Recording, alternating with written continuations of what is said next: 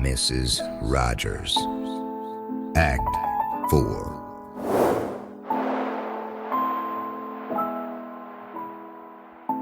Mr. Bruce turned off the lights and opened the front door.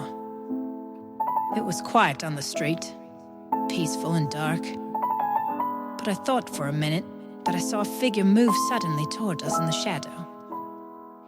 I kept praying. I wanted the police to be there, not only for myself, but because back there in the living room, the pieces of the puzzle had fit together. Now I knew the whole story, all of the whys and hows. Mr. Bruce motioned for me to go ahead, and I walked slowly down the path toward the automobile. I could feel Mr. Bruce a few steps behind me.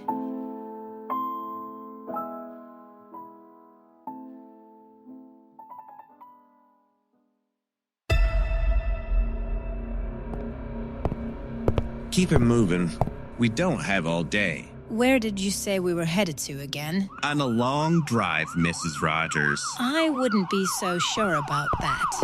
Hold them high, Bruce. What? Get down, Mrs. Rodgers. Oh, there you are. Mrs. Rodgers, are you all right? I'm all right, thank you. I'm all right, thank you.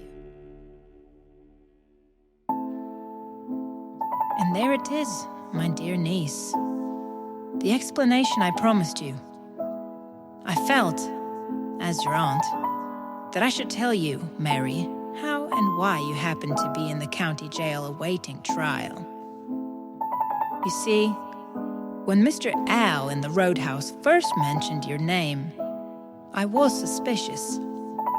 But not until Mr. Bruce made the phone call to you did I piece the whole story together. You had suggested the advertisement, and your husband answered it and employed me. Oh, if only you told me, my dear, that you'd gotten married while you were in Los Angeles. After all, I am your only living relative, and I could have come to your wedding. Then this whole thing wouldn't have happened, would it, dear? Because I would have known Mr. Bruce the whole time. Let me know after the trial what your new address is, and I will continue writing. As always, Aunt Emily. And this concludes the final act of Mrs. Rodgers. Thank you for listening. This has been a T Loud production.